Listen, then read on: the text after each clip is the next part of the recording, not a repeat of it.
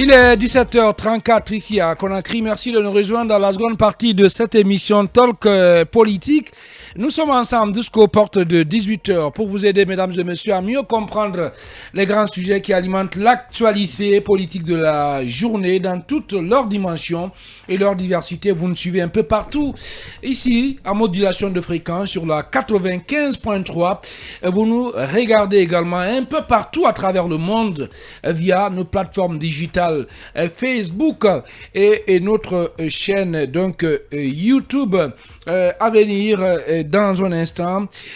D'autres sujets, bien sûr, qui alimentent l'actualité depuis hier, notamment les conclusions du Conseil des ministres qui a eu lieu cette semaine.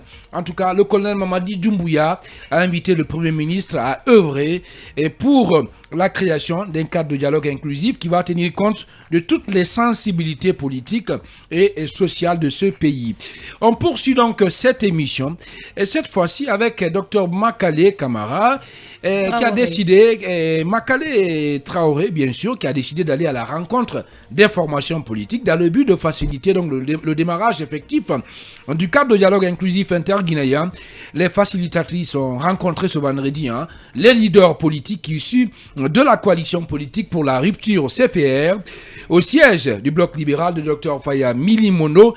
C'est la première étape d'une tournée qui se poursuivra jusqu'au 13 octobre prochain. Dr Makale Traoré et Mme Joséphine Leno étaient venus aussi expliquer aux partis membres de la CPR la méthodologie surtout adoptée par elle pour le bon déroulement du cadre de dialogue inclusif et également préparer le terrain pour la visite du Premier ministre, chef du gouvernement de la transition, Mamadou Yaya Baldé. Je crains que ça ne soit la charrue avant les bœufs, de mettre la charrue avant les bœufs parce comment que ça? Oui, parce que tout simplement les autres leaders des coalitions et partis politiques. Écoute-moi, laisse-moi terminer. Non, bien, ces gens demandent à ce qu'ils soient associés en amont dans la définition des TDR, dans la définition des sujets même et même du choix des facilitateurs. Est-ce que c'est pas trop prétentieux de ces partis politiques là? On ne peut pas dicter quand même la marche à suivre. On est en démocratie. On est en démocratie. Attendez quand même. À un moment donné, il n'y a pas que ces partis politiques en Guinée. Je suis désolé, Yaya. Non, c'est la politique qui fonctionne comme ça. Non, pas du tout. Pas du tout. C'est les rapports.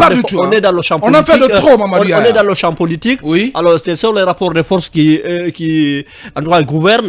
Et nous savons que ces coalitions-là sont assez importantes parce que elles mobilisent. Mais qui les a exclus là? Qui les a exclus? Non, mais elles doivent. On a demandé des gens qui doivent décider. On a demandé la création. On va s'écouter. On a demandé la création d'un cadre de dialogue d'Yaraï. Ça a été fait. On a dit non, il faut prendre un décret ou un arrêté pour le mettre en place. Ça aussi, ça a été fait. Après, on a dit il faut choisir des facilitateurs nationaux. Ça a été fait. On a dit bon voilà, il faut aller à la rencontre de ces partis politiques là, donner la parole à tout le monde là. Ça aussi, on est en train de le faire. Finalement, Diaraï, qu'est-ce qu'on veut? Qu'est-ce qu'on veut, Diaraï? Rectifier le tir. Des garanties, bien sûr. Oh là là. La classe politique. La classe politique veut des garanties. Il faut des gages. Ils ont réclamé tout ce que tu viens de susmentionner. Ils ont réclamé tout cela. Avec des préalables qu'ils ont imposés. Ces préalables n'ont pas été, il faut dire comme ça, n'ont pas été pris en compte. Absolument. Et qu'est-ce que vous voulez? Vous voulez qu'il y ait quand même un cadre attends, je te mets à l'aise. Qu'il y ait quand même un cadre de dialogue inclusif permanent qui met en place le gouvernement, le CNRD, la classe politique et la société civile placée sous la médiation étrangère, c'est-à-dire la CEDEAO ou la communauté internationale. C'est ce qu'ils ont demandé. Mais ce cadre de dialogue qu'on leur a proposé, il faut se faire confiance. Ce cadre de dialogue qu'on leur a proposé ne répond pas à ces préalables. Comment ça répond pas à ces préalables? Ce cadre de dialogue n'est pas inclusif là? Attends, là, on est en train de partir à la rencontre des partis politiques. Qu'en dites-vous, Diaraï? D'ailleurs, quelle est l'opportunité de rencontrer les partis politiques acquis déjà à la cause du CNRD? Parce que les facilitatrices... C'est un processus là. C'est un processus qui a débuté aujourd'hui.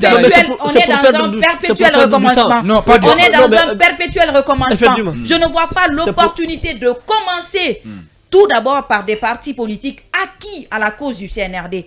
Ça, c'est un. On devrait plutôt commencer par les coalitions politiques, notamment le Quator, RPG Arc-en-Ciel, FNDC en fait, politique, vous donnez l'impression comme s'il y a des supra-partis politiques. Oui, parce que ce sont eux qui sont désolé, Garay. Ils font le poids. Ils font le poids électoral. C'est pas suffisant. C'est pas forcément déterminant, Garay. Oui, mais comment aller... Le dialogue est un processus, Garay. Comment aller rencontrer une coalition qui est déjà dans l'esprit et dans le corps du CNRD. Ce ne sont pas des Guinéens. Ce sont des Guinéens. Ils ne sont pas concernés par le dialogue. Ils ne sont pas difficiles à convaincre parce qu'ils sont déjà acquis à la cause. Non. Voilà, les coalitions politiques qui ne sont pas du tout. Finalement, d'accord. Ce sont ces coalitions qu'on doit consulter d'abord pour justement se mettre d'accord sur tout ce qui est en train de se passer par rapport à la mise en place de ce cadre de dialogue. Il faut que les choses bougent. Je pense que nous sommes là en train de traîner les pas parce que vous commencez par une coalition qui est déjà avec le CNRD et puis vous laissez les partis qui sont dans la contestation. Attendez, on est tous des intellectuels. À un moment donné, nous sommes des Guinéens, nous aimons ce pays-là. D'accord?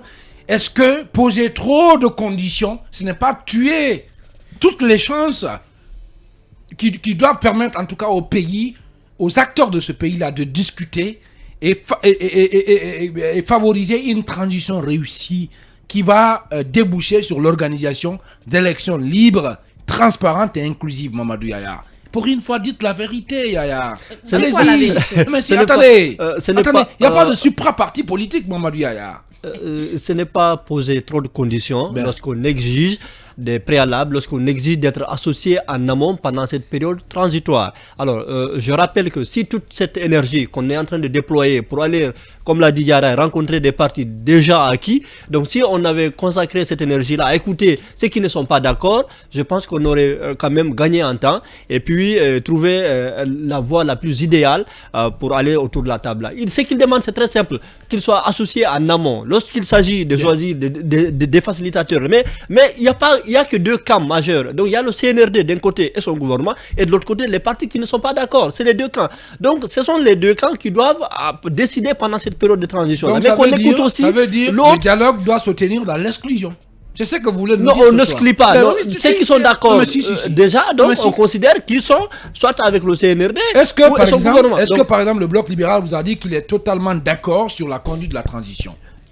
Mais si, je vous pose la question. Les sujets sur lesquels le Bloc libéral n'est pas d'accord sont des sujets marginaux. Non, pas du tout. Ça, c'est vous qui le dites. Marginaux, non. Et c'est ça la vérité. Justement, Garay, chaque fois on dit non, voilà, ces coalitions-là demandent des choses, posent des conditions, des préalables pour retourner autour de la table, pour accepter de discuter. Mais de l'autre côté, est-ce que c'est pas aussi important de se poser la question de savoir, est-ce que on ne doit pas lâcher de l'Est à un moment donné? Mais surtout que tout ce qu'on a demandé, pratiquement ça a été fait. La création d'un cadre de dialogue inclusif, piloté par le Premier ministre, ça a été fait. Est-ce que aussi il n'était pas de la responsabilité d'Yara de ces coalitions-là de dire, ben voilà, nous acceptons, voilà, on vient, on va voir ce qui va se passer, pour une fois.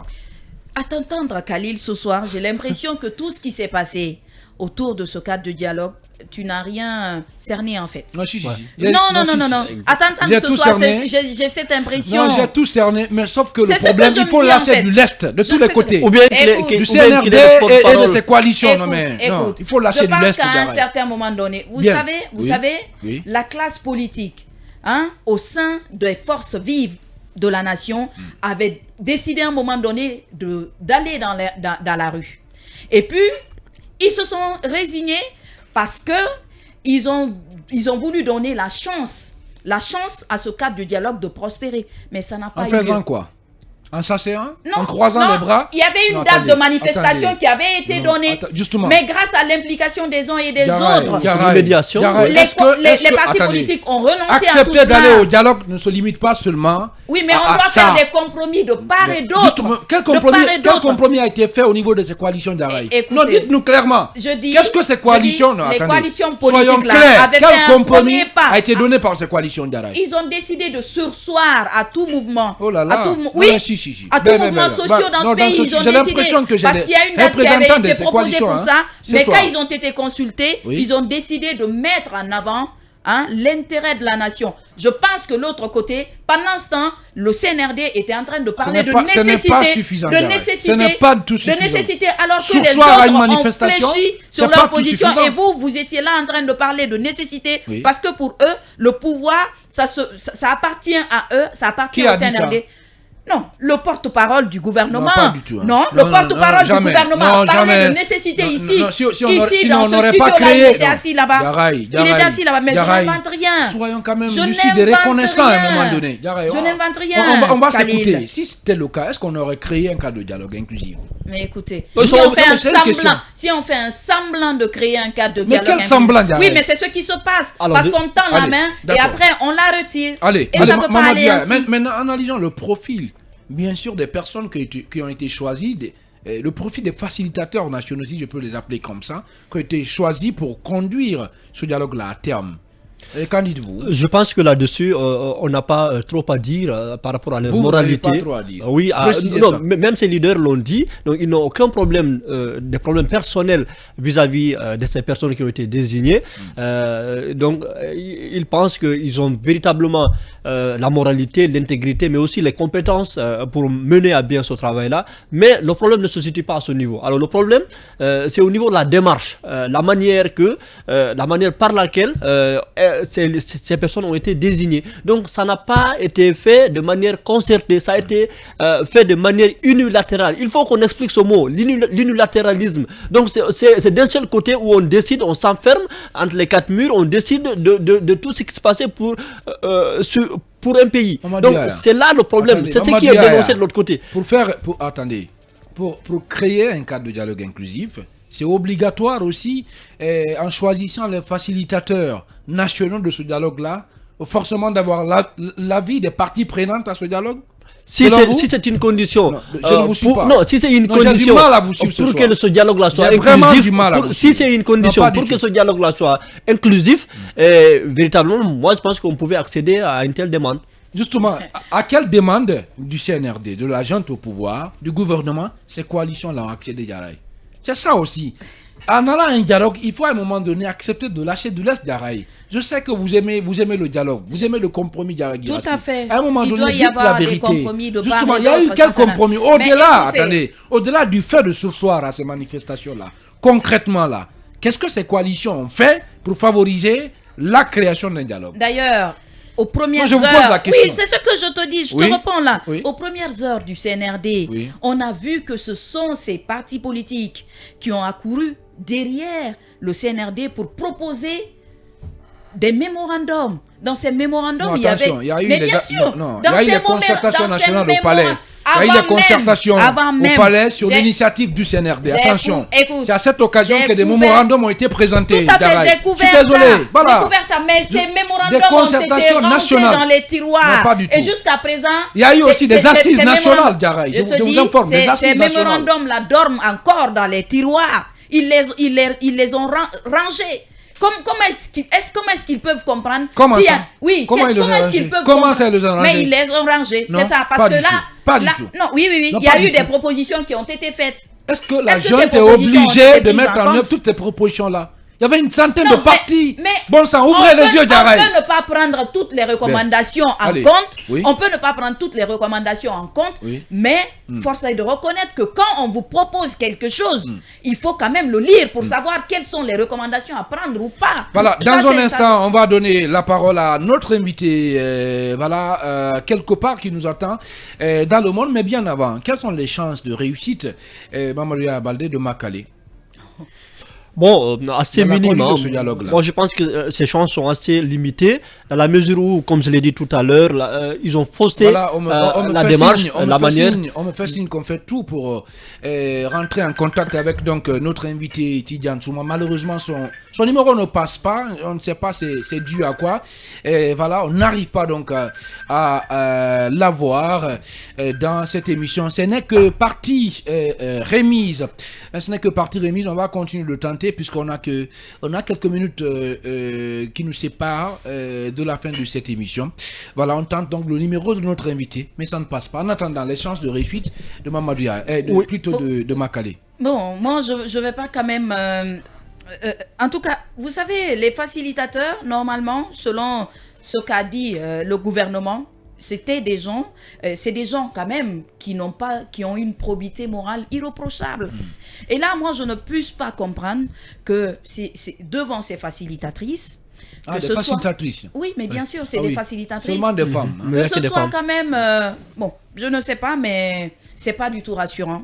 Avoir la tête, c'est pas rassurant. Mais comment ça? Parce que, écoute, Makale, c'est une personne qui fait, qui fait quelque part l'unanimité dans ce pays. Je ne dis pas le nom de quelqu'un. Voilà, qui a de l'expérience, Garay. Oui, qui parler à tout le monde. Qui a des histoires encore. Quelle histoire? Quelle histoire, Garay? Quelle histoire? Bon sang. Attendez, non, on ne va pas laisser ça passer. Quelle histoire? L'argent que KPC a offert. Oui, ça c'est une histoire. Ça c'est un débat de caniveau, Garay. C'est un débat de caniveau. Oui, et l'autre histoire. C'est un débat de caniveau. C'est vraiment un débat de caniveau. Ça n'a rien à voir. C'est d'aller aux élections sans pour autant même mettre des délégués dans des bureaux de vote pour ne serait-ce que sécuriser les voix de ces votants. C'est suffisant, Mamadou Baldé? Bon, je ne commande pas ça non, parce que c'est un sujet que je ne maîtrise pas. C'est un sujet que je ne maîtrise pas. Je préfère ne pas le commenter. En fait, je vous dis, Garay dit que Makale a un problème de crédibilité. Et donc, par conséquent, elle ne peut pas conduire. Ses chances sont minimes. Alors, c'est une femme politique. Qu'en dites-vous? C'est une femme politique. Elle a été directrice des campagnes d'un candidat ici dans notre pays. Et nous savons comment la politique fonctionne en Guinée. Donc, je pense que comme elle a des chances, des atouts, je pense qu'elle peut aussi traîner des casseroles. Donc, pour revenir maintenant sur les chances qu'elle pourrait avoir pour véritablement mener à bout sa mission, je pense que la meilleure manière maintenant, c'est d'aller rencontrer ces gens, de les écouter et de revenir reprendre tout à zéro. Voilà, allez. Malheureusement, on tend vers la fin de cette émission. On a tout fait pour avoir notre invité au téléphone depuis donc le Canada. On n'arrive pas en tout cas à avoir Tidiane Souma, mais ce n'est que partie remise. Hein. Allez, il ne me reste plus qu'à vous dire merci à tous les deux, Mamadou Yaya, Baldé. Voilà, merci beaucoup. Merci. Merci à vous, Diarra Girassi, l'Amazon. C'est un plaisir. L'ange, la belle. Allez, aux opérations techniques, il y avait l'homme d'acier, Lancé Sangaré. À la régie, Ibrahim Silla, merci de votre aimable attention, mesdames et messieurs. Et surtout, restez sur Film Guinée, car dans un instant, sur les coups de 18h, vous avez rendez-vous avec les infos. D'ici là, prenez soin de vous, où que vous soyez dans le monde. Et ensemble, restons concentrés.